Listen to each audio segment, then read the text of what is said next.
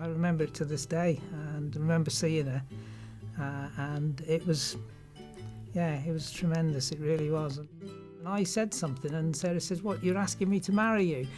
And that was only a few weeks after we started going out together. But I said, "Well, yeah, I guess I am."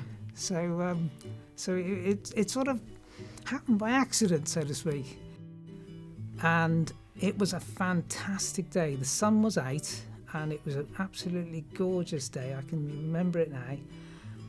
Sarah has always been a very family orientated lady. So Sam was a bit of a milestone, as they all are. He makes friends so easily. Sophie is my only daughter. Scott, he's now just turned 17. His only downfall is that he's a Man City supporter. I suppose someone's got to be. Simon, we are absolutely ecstatic that that Sarah was pregnant. We struggled to get him to learn to ride a bike, so we had stabilisers on his little bike, and we were out in the garden. And then one Sunday, I was out with him in the back garden, and I took his stabilisers off, and I got him to ride his bike, and he was so happy. He was absolutely ecstatic that he'd managed to learn to ride a bike without stabilisers. And then, strangely enough, only a matter of weeks after that, it was when he was tragically killed. It was, I don't know.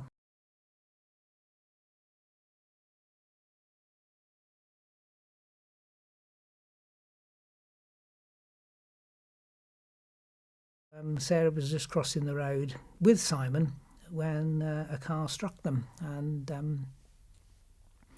Simon was killed instantly, and Sarah was very badly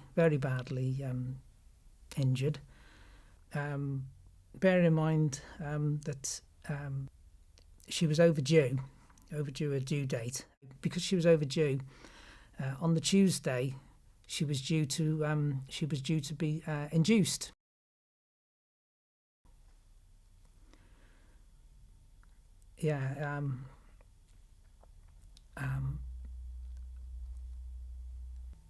After the accident, they delivered Sullivan as a stillborn baby,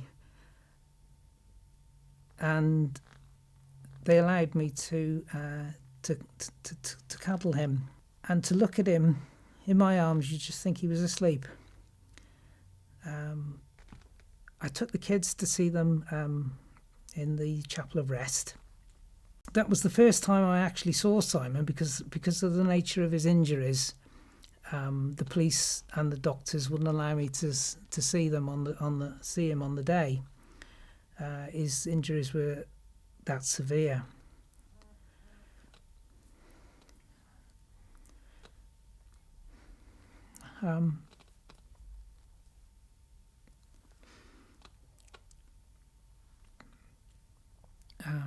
But anyway, so we that was the first time I saw him after the accident. No.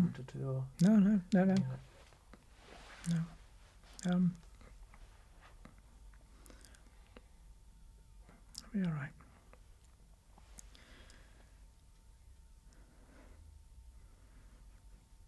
Give me a minute.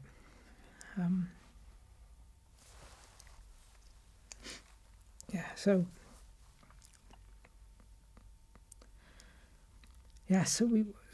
they moved him for me. They moved them, Simon and Sullivan, closer to Sarah, and it was good to see him.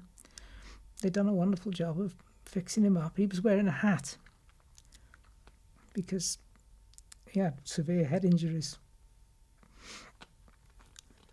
So he was wearing this little hat.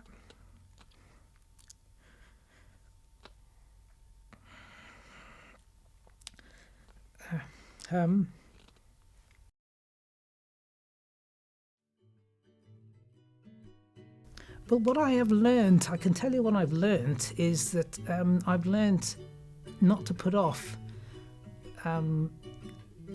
tomorrow till tomorrow, because you don't know what's around the corner. And I've learned that the hard way.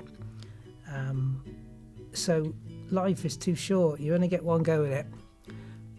I've since the accident, I've taken my motorbike test only 2 or 3 years ago, because it's always been something I wanted to do, and I've done it. And I've got a little motto on both of my bikes, and it says, "One life, live it." And that's the way I look at it now. And that's the way I think anyone should do it as well. I've got so many things I want to do. One, my youngest has gone to university. I intend to go and explore the world, and I'm going to do that on a motorbike.